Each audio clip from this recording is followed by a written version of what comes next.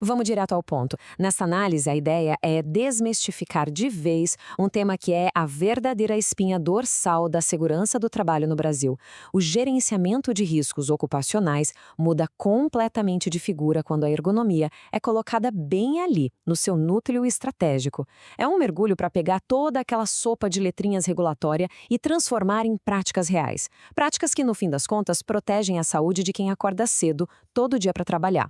Bom, o nosso roteiro de hoje é super direto. Vamos passar por 1. A relação entre GRO e NR17. 2. A adaptação do trabalho ao trabalhador. 3. As 5 áreas das condições de trabalho. 4. Os métodos ergonômicos, comparando AEP e AET. 5. A gestão de riscos psicossociais. E, para fechar, 6. O papel fundamental dos trabalhadores em tudo isso. Seção 1.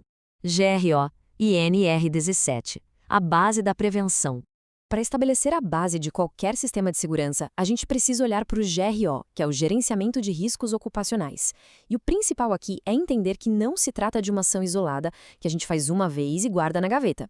É um processo contínuo e sistemático. A materialização de tudo isso acontece através do PGR, o famoso Programa de Gerenciamento de Riscos. Juntos, eles formam a espinha dorsal do sistema de prevenção, rodando sempre naquele ciclo PDCA clássico: planejar, fazer, checar e agir. É isso que garante a melhoria contínua. Agora, o que é realmente fascinante de se notar nessa estrutura visual é como o GRO atua como um gigantesco guarda-chuva.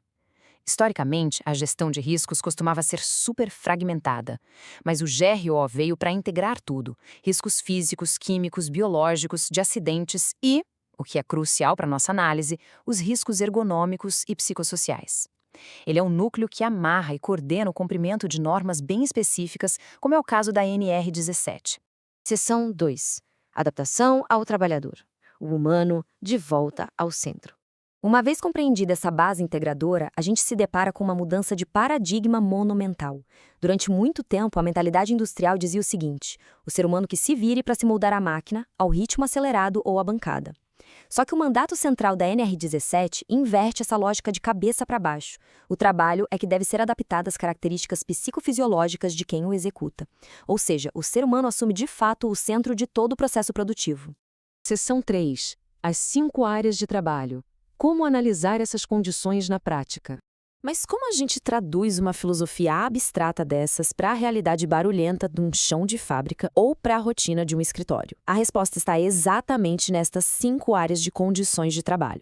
Por quê? Vamos ser sinceros. A verdadeira ergonomia vai muito, mas muito além de só fornecer uma cadeira confortável. Envolve entender a organização do trabalho, gerenciar o peso no levantamento de materiais, adequar o mobiliário, selecionar ferramentas seguras e, claro, garantir o conforto acústico, térmico e de iluminação. Ignorar qualquer um desses 5 pilares é praticamente deixar a porta escancarada para o adoecimento. Aí fica a grande pergunta. Diante de áreas tão distintas, que vão desde o peso físico de uma caixa até a pressão mental por bater metas, como a gente realmente mede e avalia tudo isso no dia a dia para garantir a conformidade com o GRO? Seção 4. Métodos ergonômicos. O duelo entre AEP e AET. Felizmente, a legislação nos dá caminhos metodológicos muito claros. A gente pode encarar a AEP, que é a avaliação ergonômica preliminar, como uma lente grande angular. Ela é aquele rastreio inicial, amplo, o dia a dia mesmo, perfeitamente integrado à identificação de perigos do GRO, aplicável a todas as situações. Por outro lado, a AET, a análise ergonômica do trabalho, é como se fosse um microscópio. É uma investigação profunda, detalhada e usada de forma condicional. Ela entra em cena apenas em casos bem específicos, como na investigação de acidentes, doenças ou quando aquela primeira avaliação, a AEP, simplesmente não for suficiente para resolver o problema. E o ponto crucial de atenção é este aqui. Não existe exceção para avaliação preliminar. Mesmo que uma micro ou pequena empresa esteja legalmente dispensada de ter o documento formal do PGR, ela jamais, em hipótese alguma, estará dispensada de realizar a AIP. A adequação ergonômica é uma regra negociável dentro das normativas, não importa o tamanho ou o faturamento do negócio. Seção 5. Gestão de riscos psicossociais. A saúde mental finalmente dentro do GRO.